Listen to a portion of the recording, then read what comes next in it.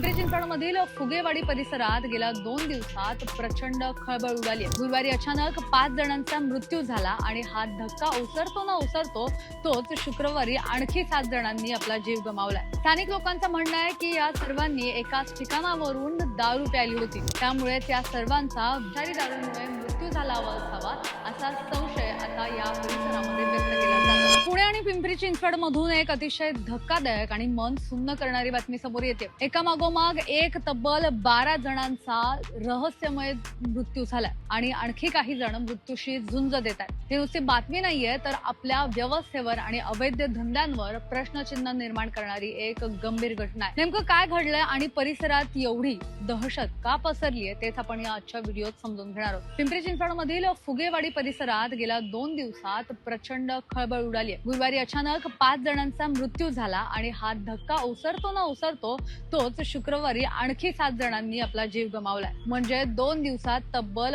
12 लोकांचा हा मृत्यू झालाय। स्थानिक लोकांचं म्हणणं आहे की या सर्वांनी एकाच ठिकाणावरून दारू प्यायली होती, त्यामुळे त्या सर्वांचा विषारी दारूमुळे मृत्यू झाला असावा असा संशय आता या परिसरामध्ये व्यक्त केला जातोय। त्यात भरच म्हणून पुण्याच्या हडपसर भागामधून सुद्धा अशीच एक बातमी समोर आली आहे। तिथेही या कथित विषारी दारूमुळे 5 जणांचा मृत्यू झाल्याची माहिती येते।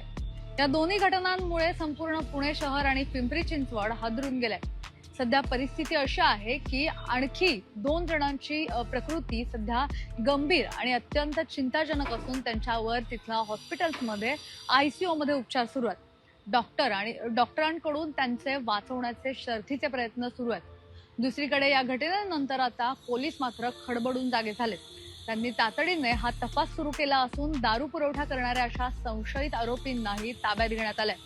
परिसरातील जेवढे काही अवैध दारूचे धंदे आहेत किंवा अड्डे आहेत त्यांची सुद्धा चौकशी सुरू झाली आहे। प्रशासनाने सांगितलंय की आता हे सर्व मृतदेह शवविच्छेदनासाठी पाठवलेले आहेत आणि त्यांचा रिपोर्ट आल्यावरच मृत्यूचं खरं कारण समोर येईल। पण स्थानिक नागरिकांमध्ये मात्र आता प्रचंड संताप होतोय। एवढी मोठी घटना घडूनही पोलिसांकडून अधिकृत माहिती द्यायला उशीर का होतोय असा प्रश्न त्यांच्याकडून उपस्थित केला जातोय। खरं तर पुणे शहर आणि पिंपरी चिंचवड परिसरामध्ये सर्रास अवैध दारूची विक्री होत असताना पोलीस आणि राज्य उत्पादन शुल्क विभागाने याकडे दुर्लक्ष का केलं किंवा दुर्लक्षच केलं असा आरोप आता नागरिकांकडून केला जातो।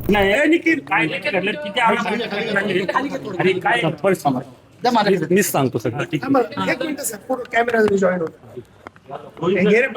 दापोडी पोलीस स्टेशन हद्दीतील फुगेवाडी परिसरात काही इसमांचा मृत्यू झाल्यावर काल माहिती प्राप्त झाली होती। त्या अनुषंगाने डिटेलमध्ये चौकशी केल्यानंतर काही इसमांचा विषारी दारूच्या सेवनामुळे मृत्यू झाल्याचे प्रथमदर्शन निष्पन्न झालेले आहे। त्याच्यामध्ये आतापर्यंत 7 लोकांचा मृत्यू झालेला आहे आणि 3 इसमांवर विविध हॉस्पिटलमध्ये उपचार सुरू आहेत। एक्साईज आणि पोलीस विभागाने आतापर्यंत 8 आरोपींना ताब्यात घेतलेला आहे आणि या घटनेचा पुढील तपास सुरू आहे। किती आरोपी अटक केली, काय आरोपींची नाव आहे ते डिटेल्स प्रेस नोटमध्ये देतो।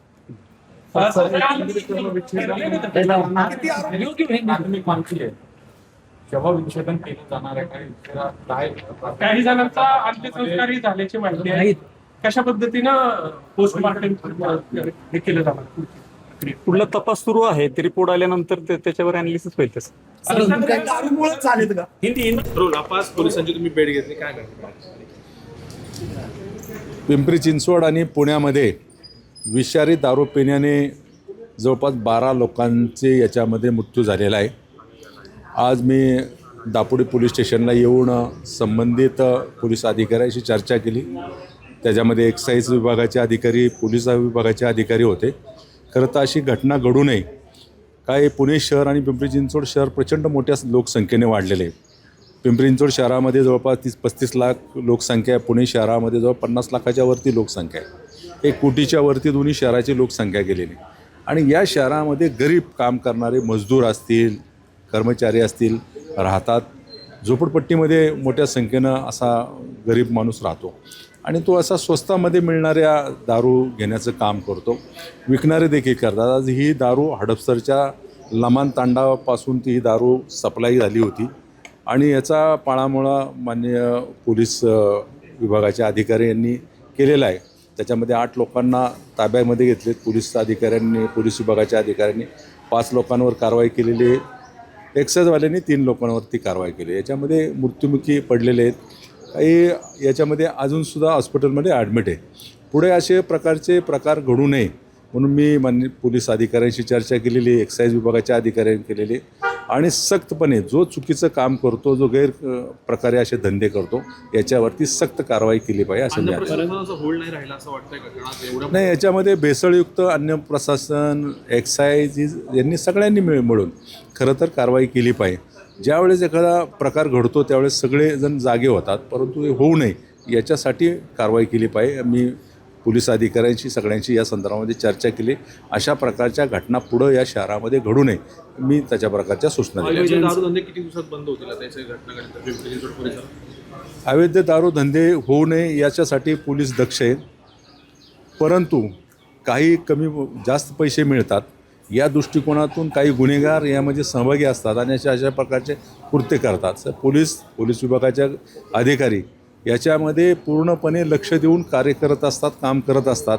परंतु शहर मोठं झाल्यानंतर अशा प्रकारच्या ज्या घटना आहेत त्या रोखण्यामध्ये खरं तर अपयश येतं. परंतु मी पोलीस अधिकाऱ्यांना देखील सांगितलेलं आहे, ज्या ठिकाणी स्लम एरिया आहे का तर झोपडपट्टी आहे, अशा एरियामध्ये जास्तीत जास्त लक्ष देऊन जो अवैध धंदे करतो, ज्या ठिकाणी शाळा आहेत त्या ठिकाणी शाळेच्या लहान मुलांनाच्या बाबतीमध्ये देखील अशा प्रकारचे अवैध काही प्रकार घडतात, तर त्यांच्यामध्ये पोलीस विभागाने सख्तपणे कारवाई करावी. मी पिंपरी चिंचवड पोलीस आयुक्त, पुणे पोलीस आयुक्त या दोघांशी पण बोललेलो आहे. खालचे एक्साईजचे विभागाचे अधिकारी देखील बोललेले आहे. आणि अशा प्रकारच्या घटना पुन्हा शहरामध्ये होऊ नये या महाराष्ट्रामध्ये होऊ नये. आपण दक्ष राहावं. जो कोणी कृत्य करतो त्याच्यावर सक्त कारवाई करावी अशा प्रकारच्या सूचना. पालकमंत्र्यांची काही चर्चा वगैरे झाली? पालकमंत्र्यांचा काही फोन आला पोलिसांचा किंवा नाही, मी त्याच्या संदर्भात चर्चा नाही केली. पण जो मृत्युमुखी पडलेले आहेत हे गरीब माणसं आहे, करता पुरुष गेलेला आहे, याला आर्थिक मदत व्हावी या दृष्टिकोनातून माननीय राज्याचे मुख्यमंत्री यांच्याशी चर्चा करू. आपण ज्यांचा मृत्यू झाला त्यांच्या नातेवाईकांनी एक प्रश्न उपस्थित केला की 30 ते 35 वर्षापासून त्या ठिकाणी दारू विकली जात होती. याची कल्पना सगळ्यांना होती, परंतु कोणीच यावरती कारवाई केली नाही. एखादी घटना घडल्यानंतर त्याच्यामध्ये प्रश्न चिन्ह उठवतात. जो कोणी अशा प्रकारचं सांगतो त्यांनी देखील सांगायला पाहिजे पोलीस स्टेशनला येऊन की अशा प्रकारच्या घटना घडतात किंवा या ठिकाणी अवैध धंदे चालू आहे. शेवट त्यांचं देखील काम आहे, पोलीस खात्याचं तर निश्चितपणे काम आहे. परंतु अशा प्रकारच्या घटना घडू नये म्हणून प्रत्येक माणसाने देखील लक्ष दिलं पाहिजे, ते सावध राहिलं पाहिजे. अनेकांच्या घरचा करता पुरुष गेलेला आहे, त्यांना मदतीची अपेक्षा आहे. तुम्ही काय निश्चितपणे मी राज्याच्या मुख्यमंत्र्यांना, संबंधित विभागांना मी सांगणार आहे की जो करता पुरुष गेलेला आहे या दुर्घटनेमध्ये ज्याचा मृत्यू झालेला आहे त्यांना आर्थिक मदत मिळावी या दृष्टिकोनातून प्रयत्न करणार.